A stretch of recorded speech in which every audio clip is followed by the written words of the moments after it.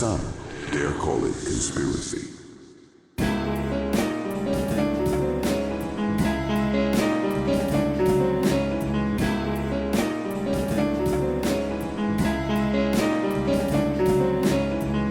Welcome to Some Dare Call It Conspiracy with Brent Lee and Neil Sanders. As the planet spirals into a fascist dystopia, we thought someone really should keep a record of this decline, so that when the aliens are sifting through the ashes of civilization, they might be able to see where it all went wrong. This is The World According to Some. Or as all the hep cats are calling it, twats.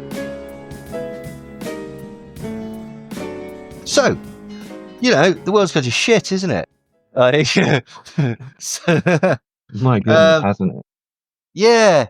So, you know, as people know, we're sort of charting the world and seeing what is happening. Sort of, we're clinging onto the sort of the backwash as we spiral down the drain towards. I've lost track of this metaphor, but you know, bad stuff's happening. Yeah. So where had we left off? I think Kanye West had started having a massive mental breakdown, and people were just sort of letting him get on with it. Elon Musk was continually supporting the AFD, and a group of children have been put in charge of the money of the United States of America. And Elon's been chopping away and trying to cut everything and shut everything down.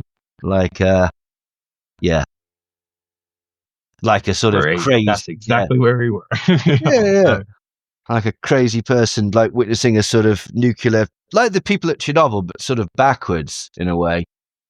Like, well, no, like the people of Chernobyl, trying to shut everything down and then accidentally causing even more disasters. Like, but yeah, hey ho. Anyway, so we're on February the 9th, 2025, and the first thing that I stumbled across on this particular day was a tweet from the chairman of the Reform Party, Reform UK. And this is a person that I'd not really sort of had any knowledge of. Zaya Youssef, have you heard of him? I don't think so. No.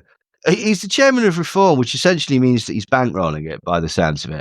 And I don't really heard of this bloke, but basically, there might be I hate to use stereotypes and think the worst of people and stuff like that, but there might be a reason that he's being somewhat embraced by Reform. Describes himself on various social medias as a British Muslim patriot. Now, why might that be useful for the Reform Party? Who can say? Who can say? Like, it's one of those absolute mysteries. All I know about him, really, all anyone really knows about him, is that he used to work for Merrill Lynch and Goldman Sachs, and he sold his concierge company to Capital One, and he's absolutely opposed to political elites, this multimillionaire chairman of a political party. So... yeah, absolutely. He was born in Scotland, and Nigel Farage has been very keen on him in the past because he's basically like, I mean, check this out, okay? He's a Muslim, yeah, but he's only willing to be critical of Islam, particularly, you know, Islamic people from other countries and stuff like that. So that's why he's useful. And of course, he's a multi-millionaire, so he provides quite a lot of money for the party. Anywho, there's been this inquiry going on into COVID. Does anyone remember COVID? It was quite fashionable for a time. There's an inquiry going on at the minute. This just seems to be, it's difficult to keep track of them, basically. But there seems to be a litany of inquiries that will find that mistakes were made, that people were incredibly negligent and corrupt. But ultimately, very little will probably come of this other than we need to learn lessons. One of the things that has really come out of it was that the vaccination was very, very successful. Basically, that overwhelmingly people that were better vaccinated fared better, and sadly there was a lot of hesitancy around vaccines, partly due to a lot of disinformation that was floating around at the time. So Zaya Youssef says, because basically, this is going on, he says, far from wishing to work with Boris Johnson, a reformed government will commission a proper COVID inquiry. It will leave no stone unturned to seek justice for victims and their families. It is possible that the CPS will then have sufficient evidence to prosecute Johnson and Hancock for misconduct in public office and gross negligence manslaughter. Between 17th of March and the 25th of April 2020, Johnson released circa 25,000 hospital patients into care homes, the majority without being tested for COVID. Johnson and Hancock sent large numbers of untested people from hospitals into environments most concentrated with the most vulnerable to the disease. Tens of thousands of elderly British care home residents died as a result of that decision. This is a catastrophe inflicted on the British people that will be investigated without fear or favour. And this really, really got on my nerves because I found myself in almost complete agreement with somebody that's almost certainly a bit of a dick. And I was just thought that was interesting because, as I say, when you start reading that, you think, oh, I see where this is going. This is going down the vaccine injury route, or the untested nonsense, that sort of thing. But no, this is actually something that happened, and in many cases, it was actually worse than that because they decided to sort of not have a policy of any testing at all. So if people were taken from hospitals into care homes, sometimes symptomatic, sometimes asymptomatic with COVID, not tested, and other people were got infected. And the policy was to basically just quarantine the entire area, so that more people got infected. And this was catastrophic. This was absolutely stupid, and it was part of a wider government policy of pursuing not an official government policy, but if you looked at their actions and the things that they were saying, it would seem clear that this was what they were going for, which was herd immunity, which is the idea that this disease could be not eradicated but mitigated by the fact that basically people became accustomed to it to the point where it wasn't deadly, which is kind of what we're at now thanks to vaccination. But this was a thing that was promoted by, I don't know if people remember Boris Johnson saying, maybe we could all just take it on the chin, and that I've been going around and shaking hands with everybody. And then even after that, there was sort of people like Sunita Gupta suggesting that, it's all done, people should go out. And even after that, the government was suggesting that maybe we should eat out to help out, to stop businesses, even though that was absolutely contrary to all their other advice. And even after that, Dominic Cummings destroying the lockdown, which had been started far too late and not really imposed that hard at all, by shopping himself to the papers, going to Scotland to test his eyes. Remember, crazy stuff. At Barnard Castle. Yeah, absolutely. So, there is potential scope for something like that, or at least a sort of serious investigation into why people were essentially sacrificed. I don't know if people remember Boris Johnson saying, "I don't care, let the bodies pile high, no more lockdowns." There's certain decisions that were made were incredibly detrimental, and I remember at the time having vicious arguments with people saying, Neil, you're being silly. Look at Sweden. Sweden's not doing anything. They're just they're going out and having French kissing contests and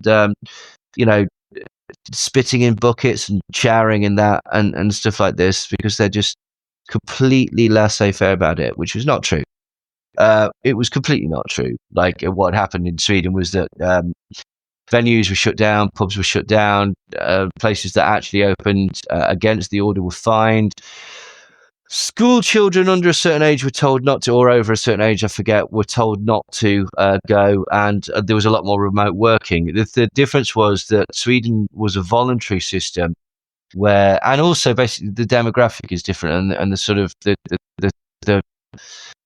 how people live is different. The population density, how people interact, their society was more more conducive to a laxer approach. However, it didn't work.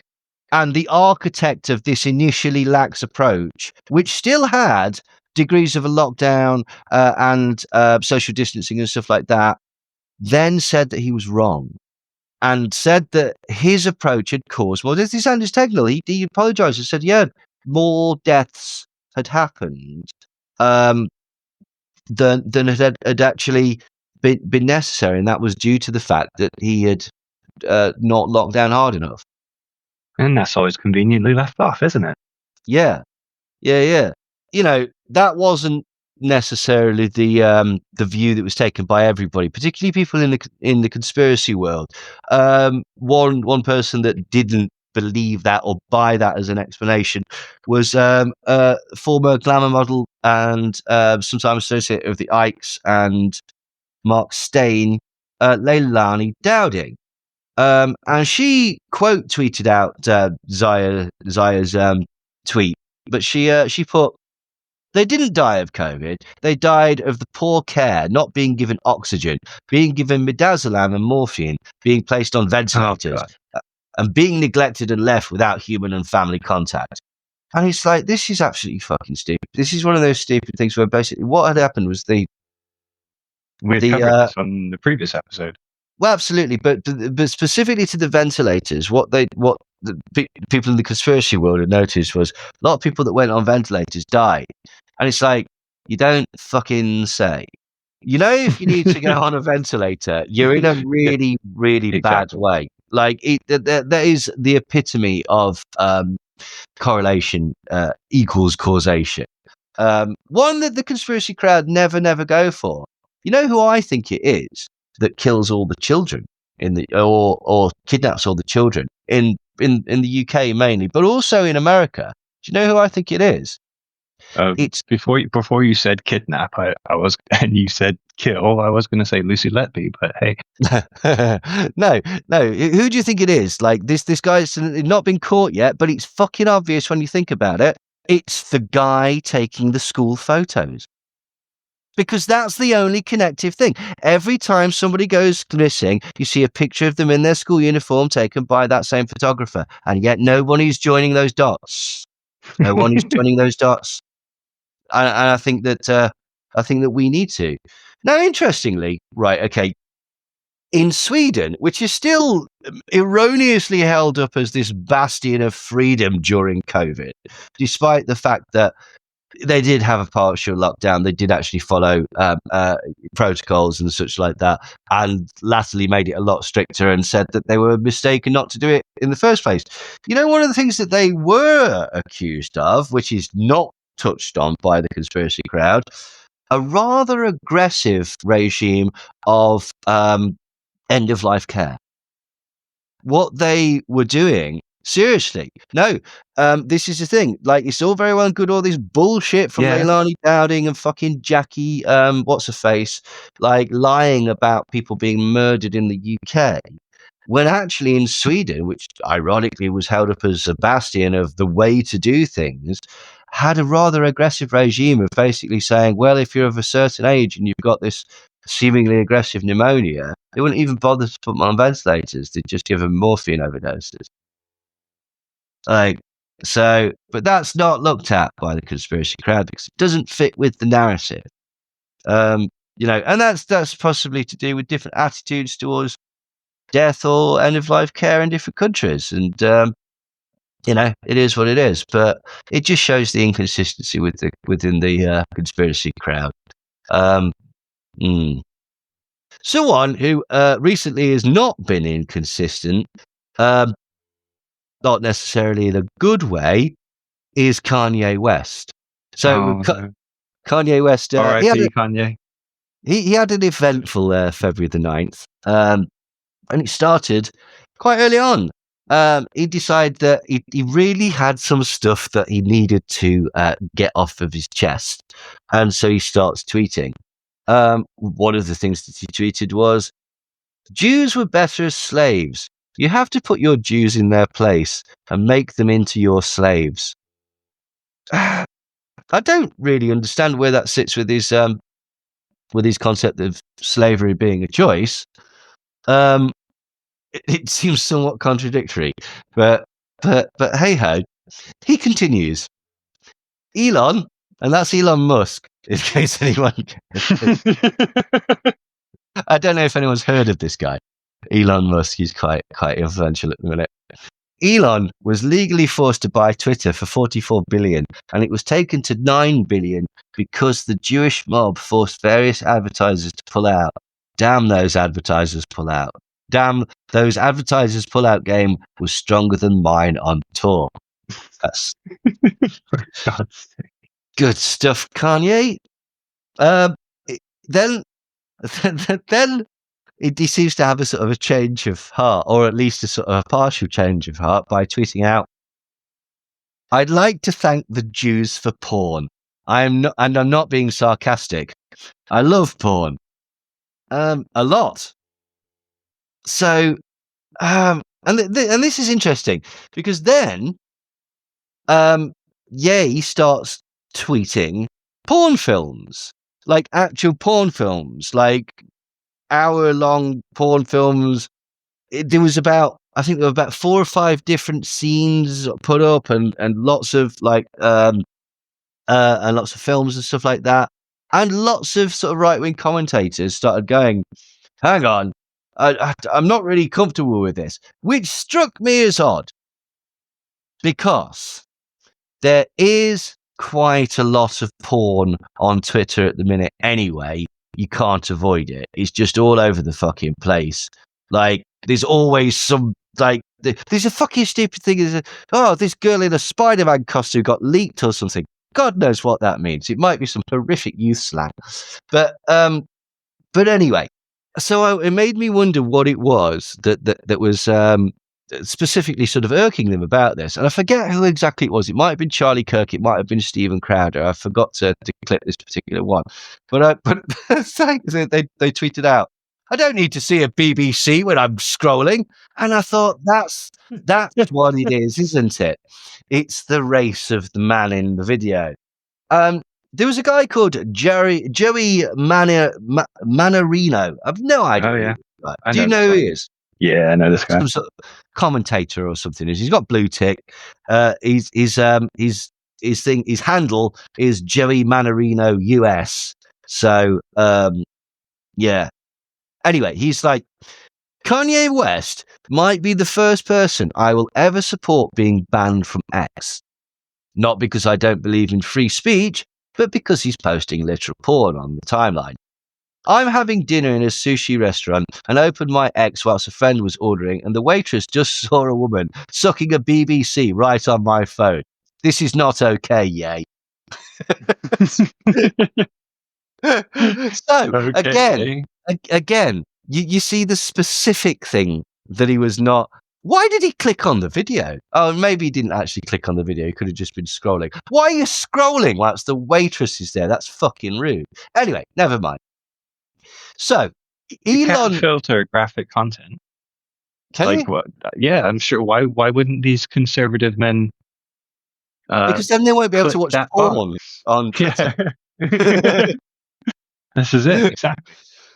So anyway, Elon Musk, given that what he's posted, his account is now classified as not safe for work, you should not be seeing that anymore.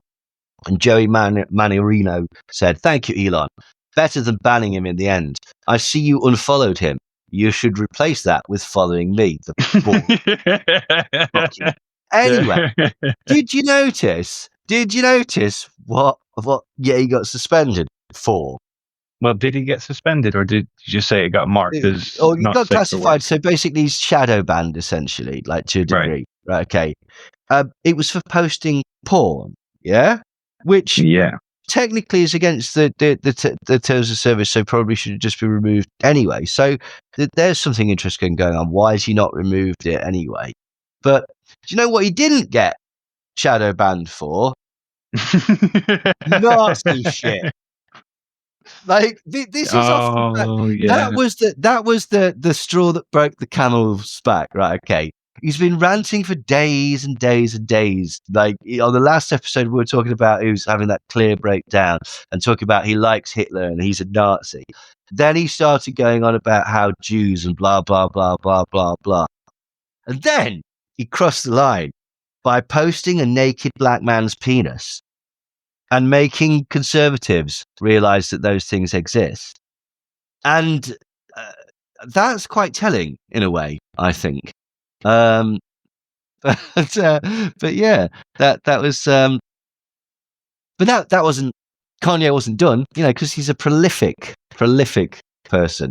So he decided to.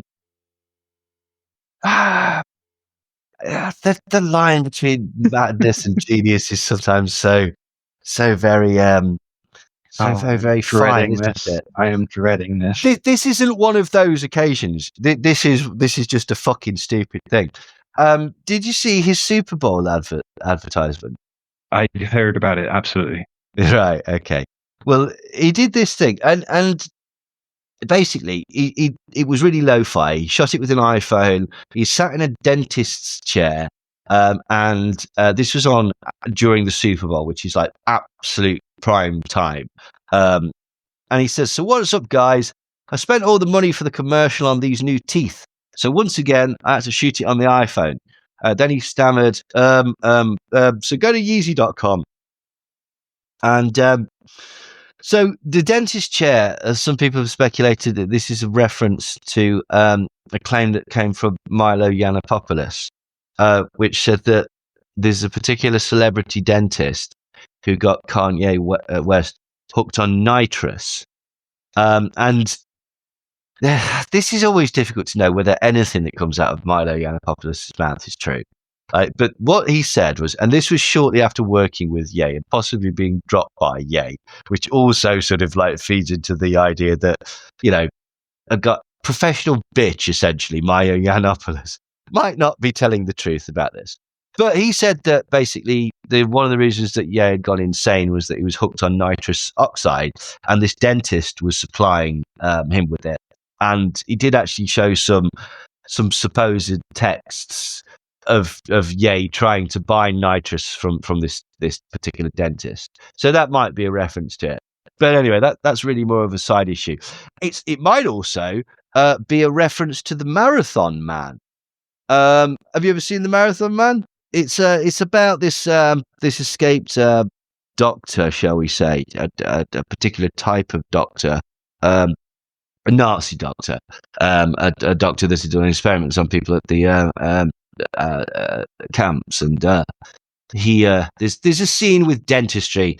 Anyway, maybe that's what he was going for, because when you went to Yeezy.com, it previously there'd been all sorts on there. It sold different types of designs and stuff like that, but and right up until the advert had gone out, it had just shown some sort of like generic basic sort of it'd been like a Shopify type thing. It'd not really been set up. It was almost like a sort of waiting page or something, which people thought was weird. Now, the second the advert finished, a single item was on sale. It was a white t-shirt with a very, very iconic design in the center of it. Do you know what this was? Air Jordan. No, it wasn't Air Jordan. It was in many ways the antithesis to Air Jordan. It was a swastika. It was just a swastika, just a sort of sideways canted, just like, classically used by, who were those guys? The Nazis. It was a swastika t-shirt. Yay, selling a swastika t-shirt. What the fucking hell? And what's interesting is you pointed out, you said like you'd heard that he'd done the lo-fi iPhone, blah, blah, blah. It's kind of punk rock. Like, yeah, like, exactly. I did say that, right? But since then, I've read the Bad Religion autobiography, and it's got an interesting take from Brett Gurewitz, the guitarist, who is the head of Epitaph Records, and he grew up in that LA hardcore scene where all the punks were there, and he, even as a teenager, felt uncomfortable around the punks who wore it, and he couldn't wear it himself, obviously, because like of swastikas. his last name. So it was interesting just even to think of it, even when it in the punk days. Like, to be fair, it probably wasn't really on then either. It's edginess. I mean, with the Sex Pistols and stuff like that. Again, it was somewhat a product of its time, but even then, it was probably a stupid idea. To be quite honest, because I think a lot of people didn't quite understand the reasons for it. But yeah, this is one of it's one of those things, I suppose. Like, as an edgy teenager, you go, I don't care. I want to offend people. Like, but the problem is that you then do offend people, and which isn't the problem. But then you get the reaction. It's like the stupid thing that we were talking about with Marduk, that band, that black metal band that incorporate Nazi. I don't think they are Nazis by any stretch of the imagination, but they do incorporate Nazi imagery. They've got an album called Panzer Division Marduk. Yeah, they're actually very good, but they tried to play in Los Angeles a few years ago, and they got chased away because people were like, no, we don't want this. Like, and the problem with that sort of thing is like, yeah, but you went out to antagonize. You can't then get cross when people are antagonized. That's sort of the game that you're playing with that one. But yes, Kanye. This is a mental breakdown. The sad thing is, quite a lot of people bought the T-shirt. Now, there might be some people who are buying it as a sort of a relic of that time when civilization started to crumble or something like that.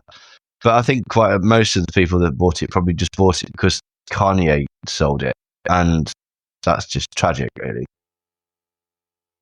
But yeah, hey ho, Kanye West sold a Nazi T-shirt, only one color, which is also quite Nazi in a way.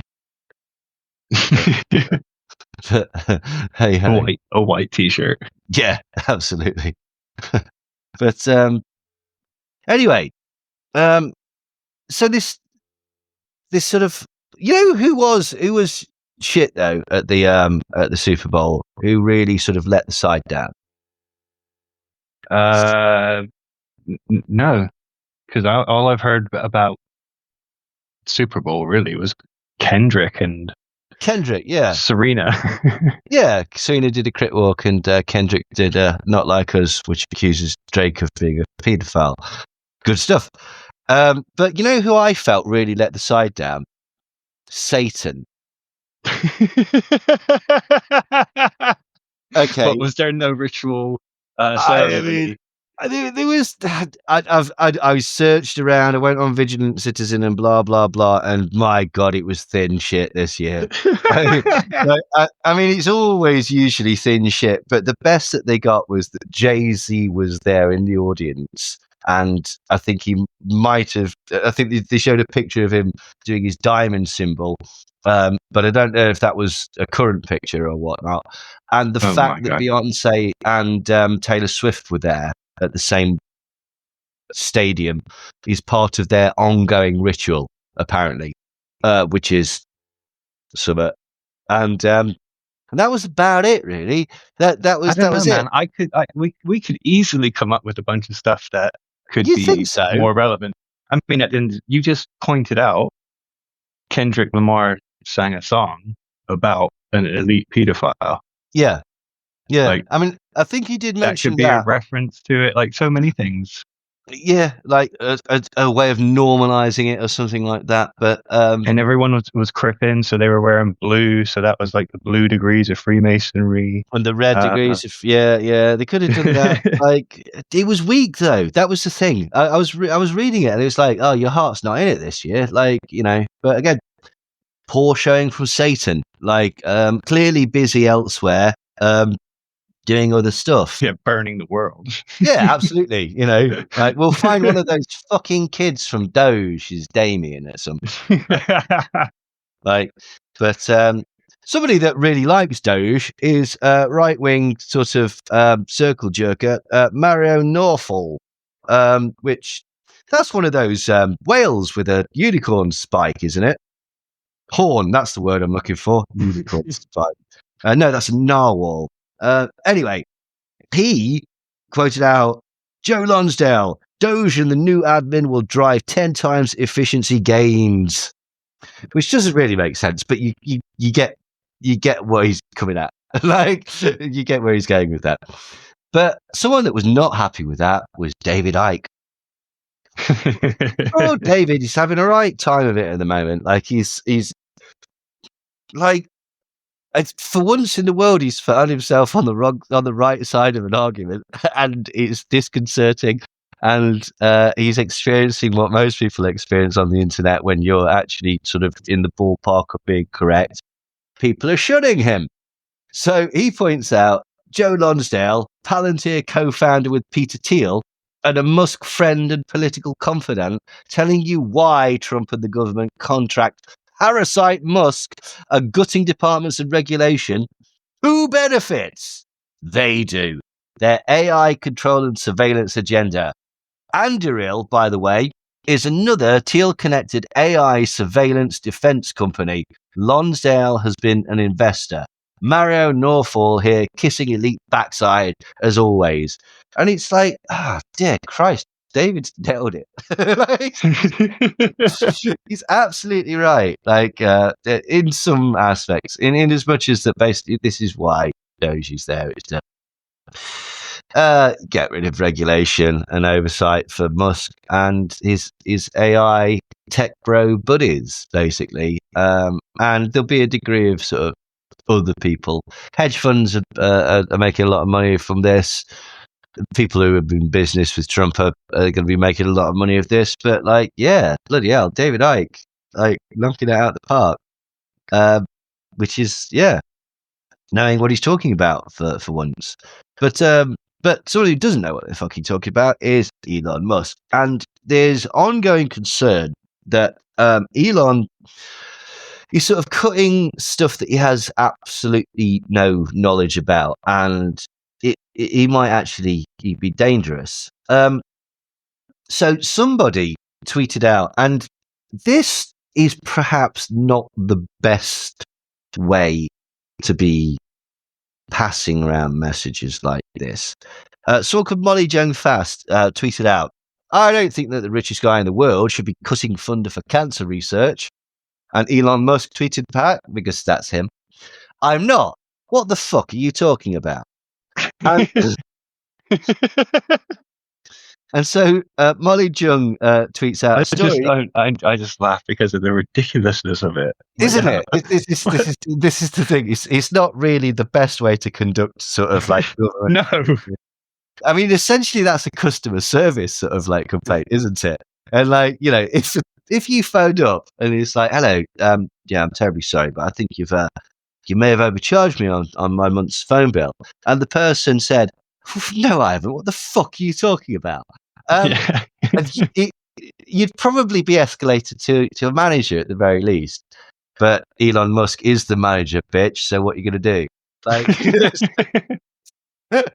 anyway, so Molly Jung Fast, she tweets out, the Trump administration is cutting billions of dollars of biomedical research funding, alarming academic leaders who have said that it would imperil their universities and medical centers. And this is from the Washington Post. It's a story called The NIH Cuts Billions of Dollars in Biomedical Funding, Effective Immediately. So this story from the Washington Post says, the move, announced Friday night by the National Institutes of Health, drastically cuts its funding for indirect costs related to research. These are administrative requirements, facilities, and other operations that many scientists say are essential, but some Republicans have claimed are superfluous. The United States should have the best medical research in the world, the NIH said in its announcement. It is accordingly vital to ensure that as many funds as possible go towards direct scientific research costs rather than administrative overhead. This is a surefire way to cripple life-saving research and innovation, Matt Owens, president of COGR, the Council on Government Relations, and Association of Academic Medical Centers and Research Institutes, wrote in an email. Just because Elon Musk doesn't understand indirect costs doesn't mean Americans should have to pay the price with their lives, Senator Patty Murray D said in a statement. Now this is an interesting one, because let's just like tackle this elephant in the room, okay? These are people who are after funding. So if they get their funding cut, they're going to be pissed, right? However, what this indicates is that nobody really knows what the hell is going on at the minute. And there is a potential for huge disaster.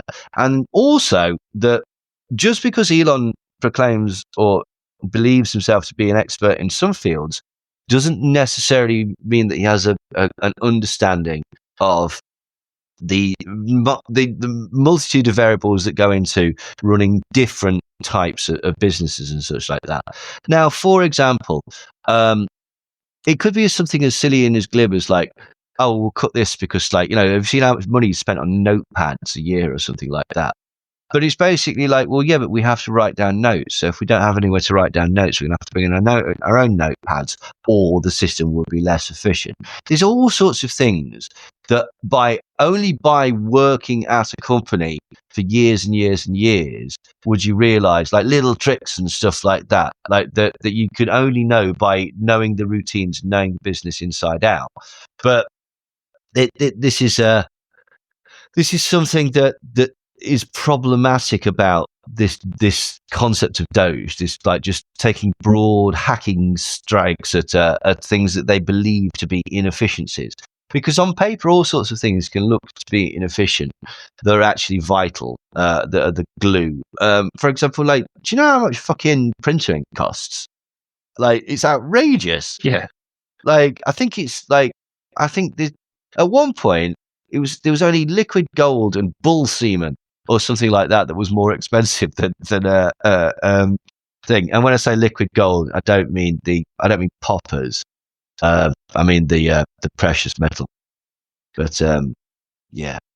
Anywho, so that was February the 9th, and it's kind of looking worrying. On February the 10th, the first thing that I saw was that there appeared to be a farmers' protest in London. I was like, oh god, it's going to be another one of these things where they turn up and block the roads. But to be quite honest, I didn't really care because I wasn't there.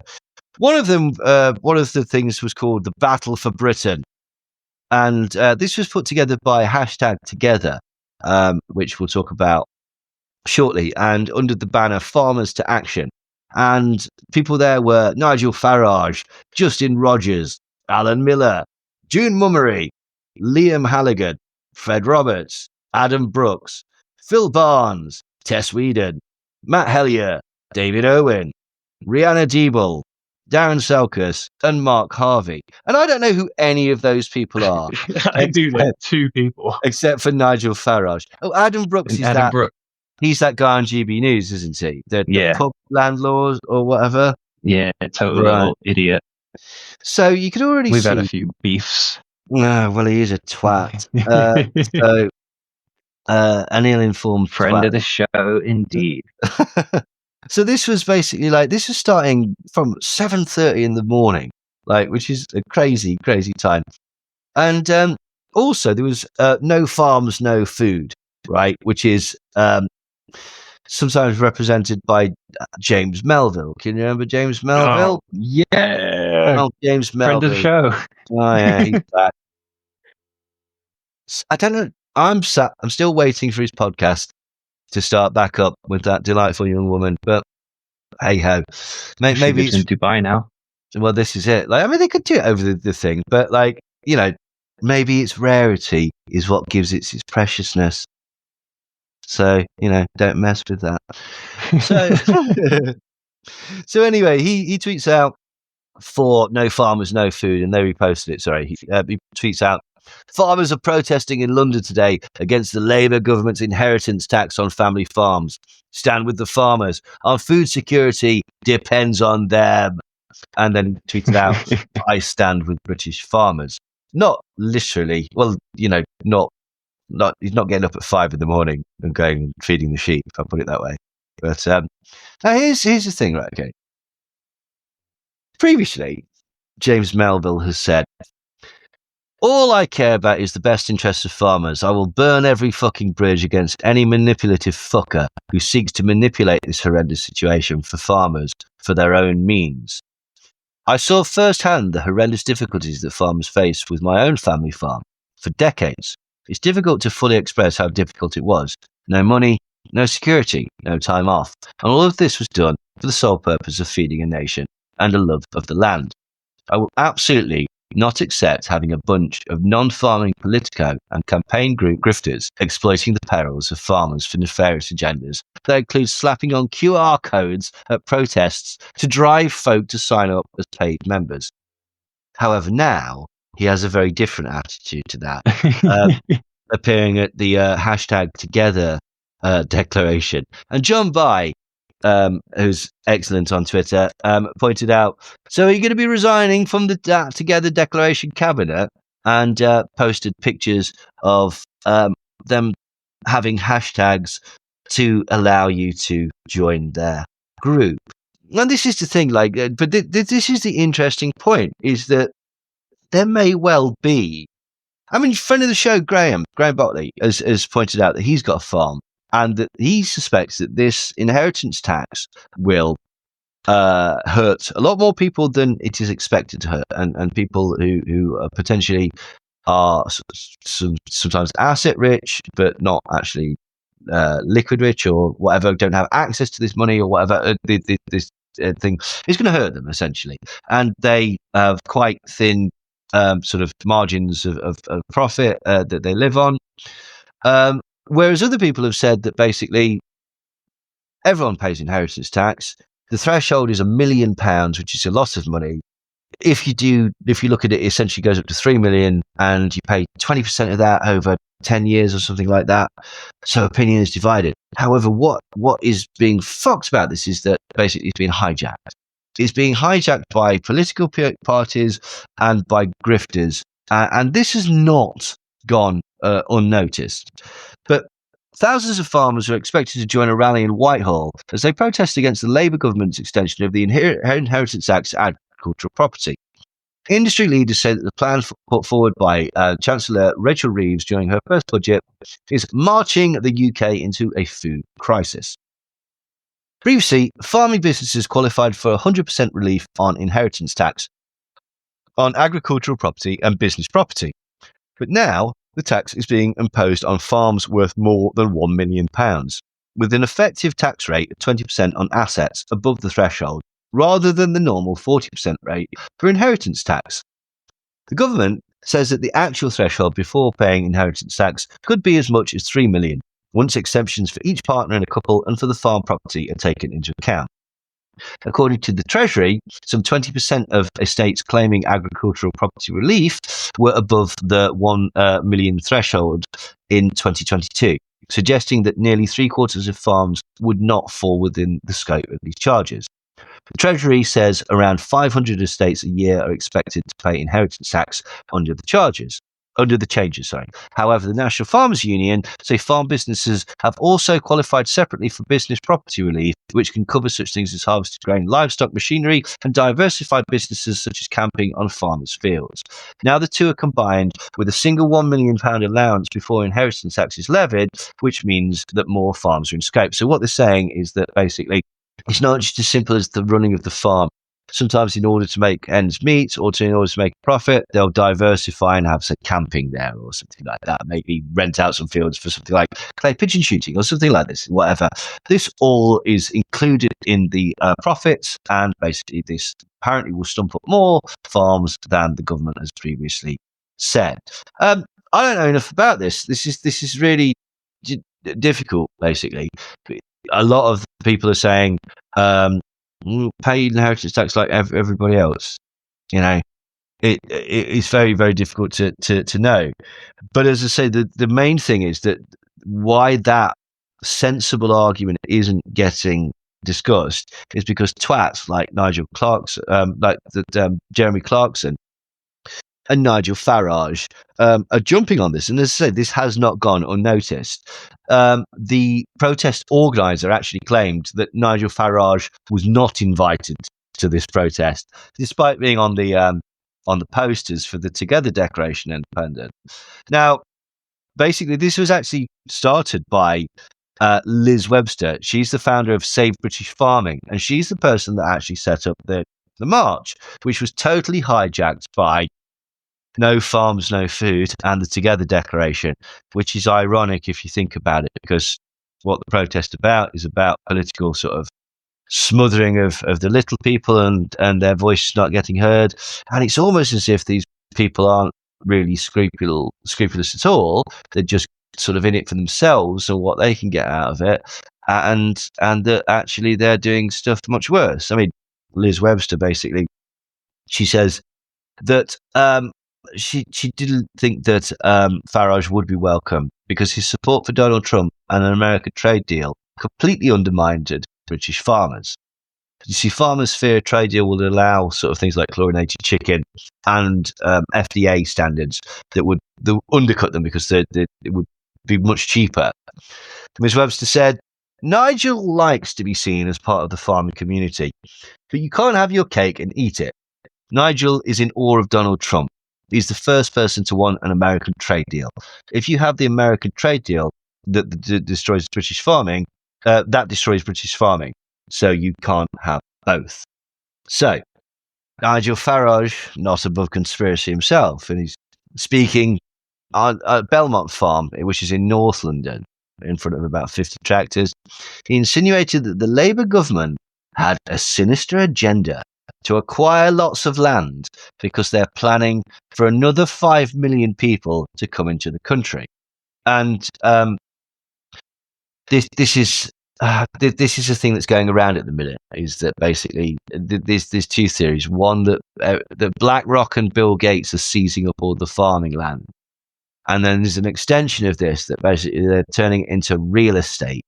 And then there's a further extension of that they're turning it into real estate so that foreigners can live there, so that the white race will ultimately be destroyed. And I know some people out there are thinking that's a bit mental, isn't it? But no.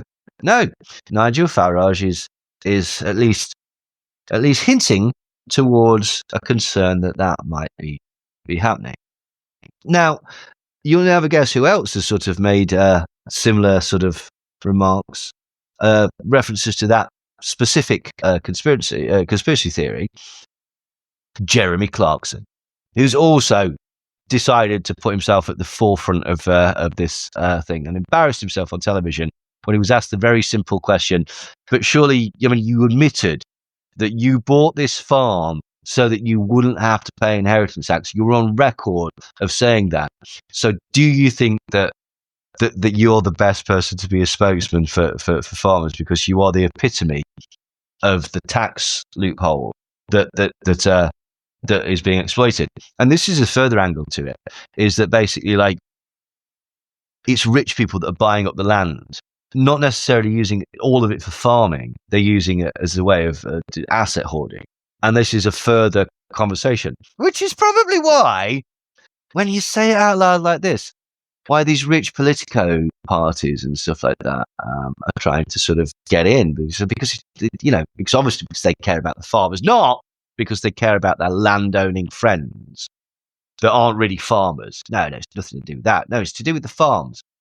Anyway, Jeremy Clarkson in The Sun, he basically made references to the fact that he was convinced that Labour had a sinister plan to ethnically cleanse the countryside of farmers, to make room for immigrants and net zero wind farms, presumably which would be maintained by the immigrants. You know, it actually seems like quite an efficient system. It's like, on the surface, obviously he's thought about this far greater than I have. But anyway, Monday's event, which preceded over 1,000 tractors descending on Westminster, was organised by the anti-vax campaign Together Declaration and the protest organisation Farmers to Action. And the group has recently partnered with Farmers to Action and has used recent anti-inheritance tax campaigns to spread anti-climate views. Now, isn't that strange? Isn't it strange that all of these sort of far-right sort of protest groups and organisations that just happen to be connected to the oil industry and stuff like that and own huge amounts of land, they're opposed to regulation and oversight on owning huge amounts of land or destroying the climate?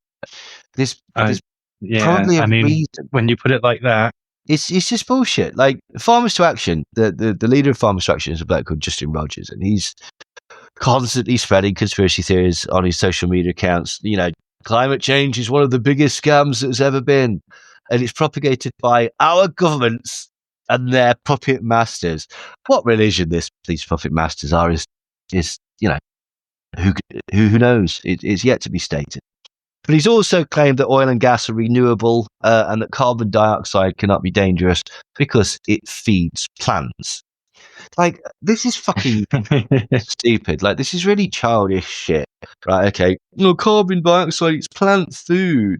Like, yeah, you know, water, that stops you from dying. Drink 10 litres of it in half an hour and see what happens to you. There's a thing called thresholds. Right, okay. You ever heard of an overdose? There you go. Like, you can literally eat yourself to death. Like, you know, it's not good. That's not a good thing. Like, what? Fucking hell. That's one of the major causes of death is overeating and stuff like that. It doesn't, and none of this ties together. And oil and gas, not renewable. This is a conspiracy theory that goes around that in Russia, right, they teach you at the finest academies and then later at the oil industries that, what's the word? It's a it's bioreproductive or something like that. That essentially oil, what it is, they think that it's like the ooze, the lubricant that oils the joints of the world, essentially, and that it's self-sustaining. And there's this concept that basically there's these that they do sort of like almost like crop rotation in the 14th century. Anyway, that they do this with oil. And it's bollocks. The idea is that basically, like, there's 6 oil wells, and by the time they've got to number 5, one has replenished itself, and that's the secret as to how Russia is massively sort of successful in the oil industry, because they alone know that oil is actually renewable, and this is just bullshit. It's just there's nothing to back it up at all. It's absolute shite internet stuff.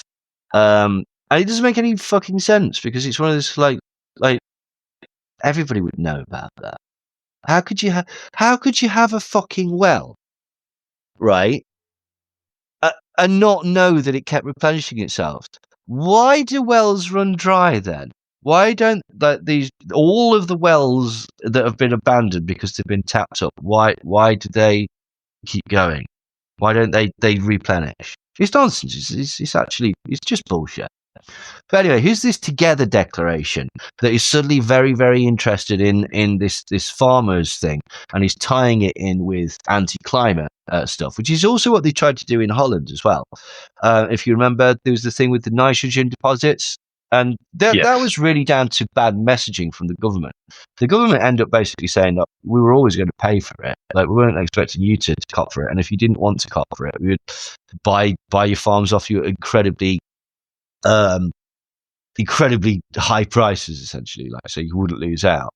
But again, this has come from lobbies, like it said, the Together declaration. According to D-Smog, the Together Association is a right-wing campaign in the UK initially founded by businessman Alan D. Miller in August 2021 as a platform to oppose COVID-19 vaccine measures. The group has since evolved to also campaign against net zero policies and air pollution control measures. These include a No to Net Zero campaign, a campaign against the expansion of London's ultra-low emission zones, or ULEZ, and a campaign against the UK's low traffic neighbourhood schemes. So they were also sort of fundamental in 2 things. ULEZ, which is these traffic cameras that basically means that you pay a congestion charge if you've got a diesel car and you go into certain areas of London. And these twats called blade runners who run around chopping them off with angle grinders. And this is thought of as quite the in thing within certain dickheads in the conspiracy world. And also, these low traffic neighbourhood schemes are essentially what has been described as 15-minute cities, man, which is essentially shops. But anyway, let's not get bogged down with that. So the group goes by multiple names, including Together Declaration, Together Association, Together Members, and simply together. So they're a bit like the Wu-Tang Clan, in as much as they've got multiple names going on, which means that they could be more dexterous in their rhymes. But in November 2023, Together co-published a report with climate science in our group, Climate Debate UK, titled Clean Air, Dirty Money, Filthy Politics, which is ironic because that's exactly what describes the Together Declaration, apart from the clean air bit. So anyway, this argued that clean air policies are not based on science and not democratic, which again is ironic because nor is the Together Declaration. But they launched the No to Net Zero campaign in September 2023, and the launch page claimed that net zero was wrecking our economy and is based on wildly exaggerated fears about the future. But in September 2023, a Byline Times report found that Together was involved in organising anti-ULEZ actions in London, and the report also revealed that members of the group's board and cabinet were also involved in the Stop the ULEZ Coalition, the Action Against ULEZ Expansion, Anti-ULEZ, and various other groups which were supposedly organic and were opposed to these ULEZ campers. So essentially they seem to be a bit of a sort of troublemaking lot. They were involved. I don't know if you remember, who was that? Zoe Harcum. I think she was involved with them. They were spreading a lot of COVID misinformation, downplaying the severity of the disease, overplaying the severity of vaccine reactions and that sort of stuff, basically.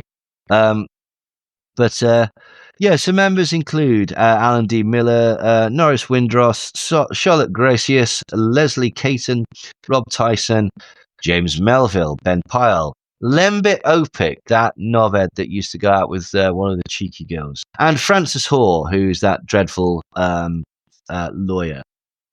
Basically, it's one of these things where members pay between £50 and £800 a year, and depending on how much you pay, the more access you get and the more sort of power you get. And they're affiliated with No Farmers, No Food. Andrew Bridgen, who's a sort of known twat.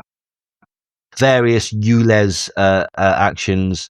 HEART, which was the Health Advisory Recovery Team, which is the anti-vaccine campaign group that was causing a lot of problems during COVID. British Friends of Israel, of which director Francis Hoare is also very involved with, as is Alison Pearson and Toby Young. So you can see that this is one of these horrible things, is that basically, like, the sensible argument will never get heard because it's being hijacked by incredibly unlikable people who are using it for their own purposes. And I don't know, to be quite honest, what the argument is on the inheritance tax. Well, I know what the argument is. I don't know which side I fall on it because I don't really know enough about it. But as I say, this is the problem. When you've got even the organisers are basically pointing out that it's been usurped by people who are taking advantage of it, then you've got a real problem going on. Can you remember when Dan Wootton was making insinuations that Keir Starmer might have got a big secret? And I think Farage had said, oh, he's got a big secret as well. And then the conspiracy crowd had taken it upon themselves to do no thinking at all, and has said, well, it's clear, isn't it? He's getting divorced from his wife, because there'd been some sort of photo thing where his wife hadn't been there, or something. It was ridiculous. And then people went, well, hang on, that donor to the party, he bought Keir Starmer some suits, didn't he? Obvious, isn't it? They're having a gay affair. Like, and I can't even remember the donor's name, but that was what was going around in the conspiracy world, was it was so clear. And a bit of sort of a bit of something to restoke that rumor mill happened, in as much as Keir Starmer got a HIV test. And so some of the conspiracy crowd were going absolutely crazy because he's like, well, this is obvious, isn't it? You know, it's going to come out that he's going to come out of the closet and tell everyone that he's HIV positive. And it's like, oh, for Christ's sake, this is the real world. This isn't an episode of EastEnders in the 90s. Like, And anyway, then some other people thought it might be something else. And they remember what Dr. Luc Montagnier had been saying during COVID, that if you take the vaccine, it's got HIV in it, and you will develop vaccine-induced AIDS, or VAIDS, as it was called at the time.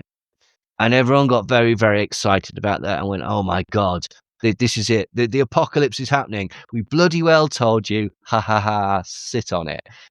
Because that's the what A humble thing to do. Exactly.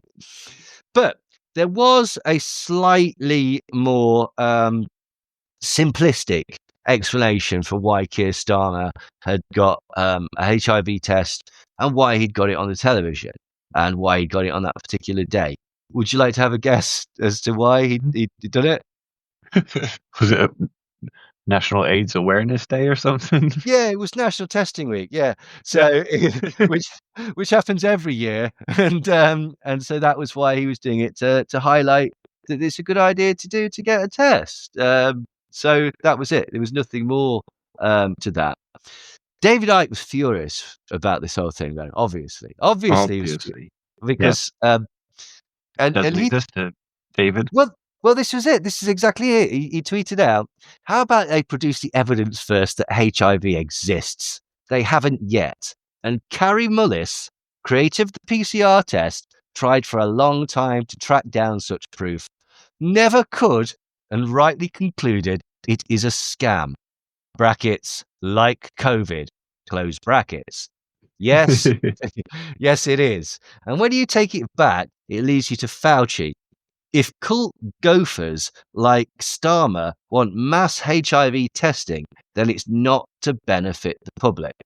And Graham schooled him on this. No such thing as too many cycles. Who is our friend Graham on Twitter? Basically showed him this this identification of human immunodeficiency virus. It was a paper in the Journal of Virology in which Mullis used PCR to detect HIV.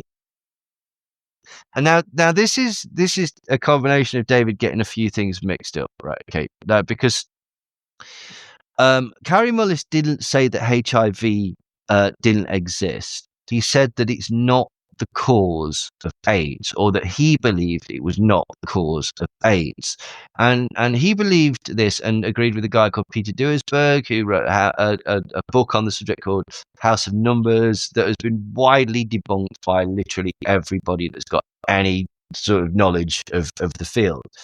The thing with PCR is difficult as well, because what had happened was that Fauci had essentially made this fabulous invention, which on the patent he says specifically is to find viruses and to be able to diagnose people of illness and disease. And sorry, did you say Fauci did that? No, Mullis. Did you mean Mullis? Oh, yeah. Did I say that? Sorry. Yeah. Mullis had made he'd made this fabulous decision, discovery, PCR, and in the patent for this, despite people saying that it was never supposed to be used to find viruses or find any trace of them or anything like that, it specifically says that is exactly what it was for, and it would all sorts of prizes, and it made the company that Mullis worked for at the time incredibly rich. It gave Mullis a lot of prestige, but he basically didn't get any money for it. And he was rather bitter about this throughout his life. He also was a little bit of a fan of the old acid, and at later points in his life spent a good portion of time talking to an intergalactic day-glow raccoon. He spoke English, which is helpful, obviously, but like this raccoon was from outer space, and Mullis became friends with it. Make of that what you will. Anyway, he also was really sort of like pissed off with Fauci. I can't exactly remember the reason. It was something to do with something where he felt that he disrespected or bested him or something silly.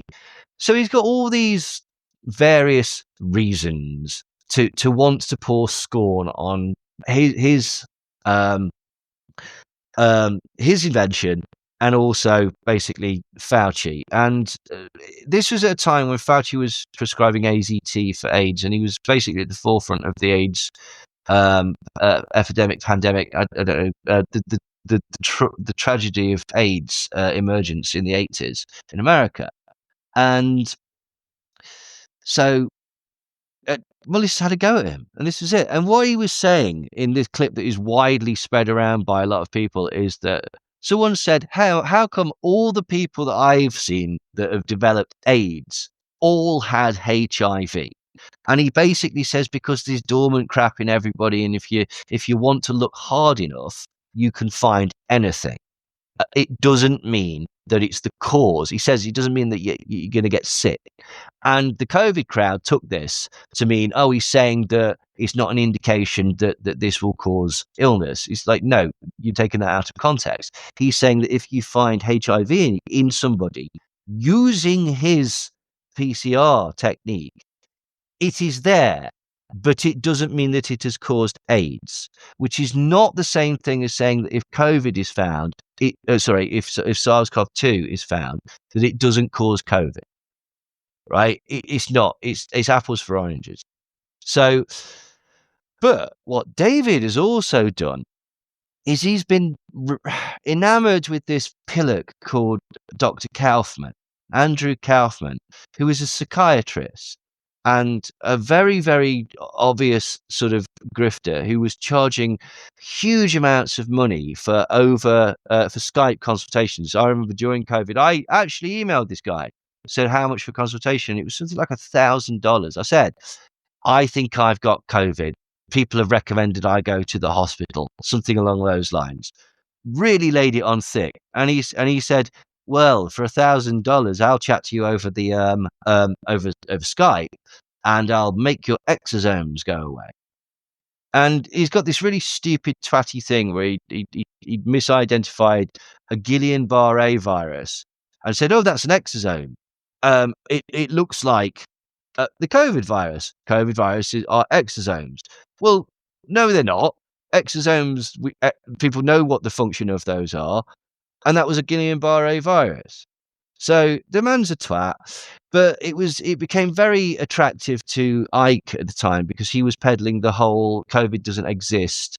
And initially he's been really weird about this because he's saying, I never said that 5G caused COVID.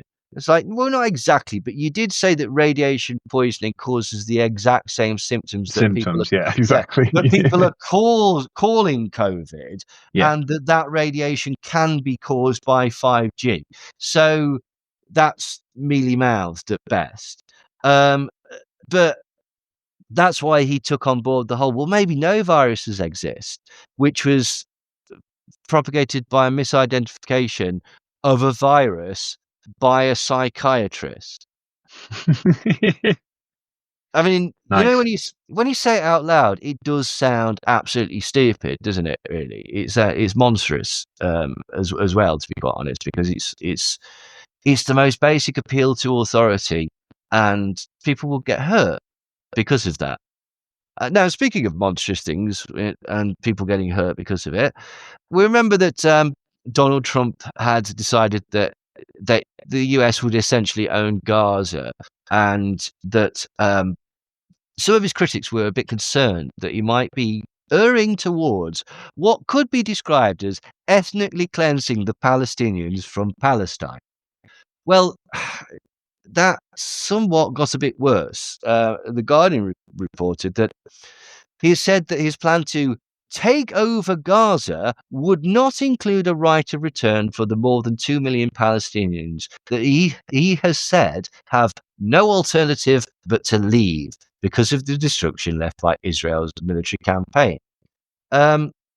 He also said in the interview, which was with Fox News, that he would own the Gaza Strip and declared that it would be a real estate development for the future, which is just crazy, isn't it? I mean, it's outrageous. Like, you hope that he's just saying all this shit for shock, Like, do you know what I mean? Just to sort of like, flood the system and just create distractions and just be,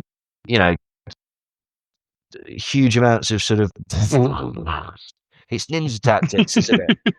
Like, we've all seen that. Like, but I don't think it is. I think that he's actually talking about it. But the problem is that basically Egypt and Jordan have both rejected the plan as a non-starter. Now, this has fed into a lot of people in the right wing and conspiracy people say, see, they won't take the Palestinians either because blah, blah, blah, blah, blah. I think we've discussed this previously. They have taken loads of refugees in the past. What they don't want to do is open up the channels because they feel that Israel might take advantage of that goodwill and essentially ethnically cleanse Palestine, which is essentially exactly what Donald Trump has done. And they don't want to be a part of that, essentially. But asked if Palestinians would have the right to return to Gaza, their home, Donald Trump told Bayer of Fox, no, they wouldn't, because they're going to have much better housing. Could be 5, 6, could be 2, he said. But we will build safe communities a little bit away from where they are, where all the danger is. In other words, I'm talking about building a permanent place for them, because if they have to return now, it'll be years because you could ever. It's not habitable. Now, there is one huge sort of, Occam's razor suggests that maybe if you remove the danger, that would be the problem. You don't have to remove the people; you can remove the danger. But that would have to have a conversation about what this, in inverted commas, danger is. And I'm not sure that Trump is willing to have that conversation. But this is a conversation that he is willing to have. In the meantime, I would own this, Trump said of Gaza. Think of it as a real estate development for the future. It would be a beautiful piece of land. No big money spent.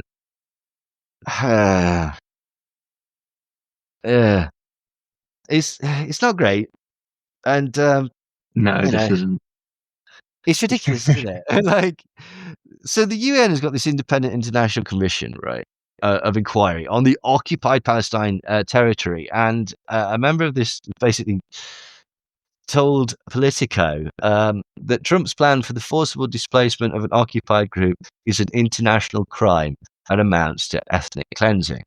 There is no way under the law that Trump could carry out the threat to dislocate Palestinians from their land. And they went on to say that basically more than 1.5 million Palestinians and their descendants who lost their homes during the 1948 Arab-Israeli War, they currently live in refugee camps in Jordan, in Lebanon, in the Syrian Arab Republic. And also there's areas within Jerusalem as well that have apparently never sort of got past the stage of being a refugee camp. Which is so this is the thing. This is really chilling, and it's really disturbing to see so many people sort of rabble rousing behind Trump, or on a lot of different sort of sides of the political sphere, shall we say? It's disturbing. What is like the temperature of the other influencers? Do they all kind of agree with him, or they think it's a great idea? Well, Candice Owens doesn't, obviously, because she's got this performative anti-Israel stuff, which I think basically she's also gone very, very anti-Jews a lot recently. She won Anti-Semite of the Year, didn't she? Yeah, I'm sure. And but she's previously had a sort of history of saying stupid shit like Hitler only wanted to do the best for Germany and various other stupid stuff. It's difficult to know with her where the sort of the character starts and the idiot begins, if you know what I mean. Like like it's you know there's no cleverness in either aspect of that presentation. Anyway, other people seem to sort of everybody's just kissing Trump's arse at the minute, absolutely kissing Trump's arse, despite all manner of things going wrong. But we are a bit in the past at this point still. But yeah, everybody just loves him. Everybody just loves him. This is their chance to own the libs. They're getting exactly what they want. I mean, they're not getting anything that they promised. Obviously, prices are rising, and he's not done anything to curb immigration. He's not done anything really. But they're still pretty thrilled, to be quite honest. So that's good. Neil Oliver. Speaking of crazed lunatics, and, Neil Oliver, he's still sort of struggling to be relevant. I'm not even sure if he's on GB News anymore, but he's doing a lot of stuff on his YouTube channel that is sailing incredibly close to the wind in regards to dallying with all sorts of mad shit like virus denial and a lot of anti-vax stuff, a lot of pro-Russia stuff, and the sort of things that essentially, if they were on the main GB News channel, would get them in hot water with Ofgem. So this is why he's doing it on his YouTube channel. But he seems to be getting more and more sort of down the rabbit hole. Again, how much of it is real, how much of it is for the audience is difficult. But if you remember a couple of days previously, Leilani Dowding had tweeted out that they didn't die of COVID. They died of poor care and midazolam and morphine. Well, Neil Oliver, he quote tweeted that with the simple banner, yes, which I would assume is meant to be positive, and they're therefore sort of supportive of this absolutely stupid message. And speaking of absolutely stupid messages that he also reposted, there's a lady called the Yorkshire Lass, and I don't really know a lot about her, but I mean, maybe this tweet gives you an indication of the sort of place she might be coming from. In all caps, every single person in the UK needs to withhold council tax. Full stop. The revolution is already here. Full stop. There's a lot of things that need to be asked about that. The first thing is, why are you using a full stop if you've ignored every other element of grammar? That seems bizarre to me, at least. But the revolution is already here. Well, then we don't need to do anything. I'll just sit back. We've not seen it because, as promised by Herbie Hancock, it wasn't televised. Gil Scott-Heron. Oh, sorry, Gil Scott-Heron, was it? Wow. Yeah, fuck me. Wow. Yeah. Oh no, that's terrible. Bad. You're absolutely right. It is Gil Scott-Heron. Damn. I shall immediately flagellate myself. while listening to laid-back spoken word. Anyway, that's not a good idea, telling everybody to withhold the council tax, because, people will get into trouble for it. It's just one of those stupid things where it's like, yeah, oh, if everybody does it, there's no way that we can all get into trouble. Yeah, I'm pretty sure you could. Yeah. I'm pretty sure you could, because realistically, okay, not everybody is going to do that, are they? No. Not even everybody who claims that they're going to do that will do that. So, it's just fucking childish. It's one of these really childish sort of armchair revolutionary things.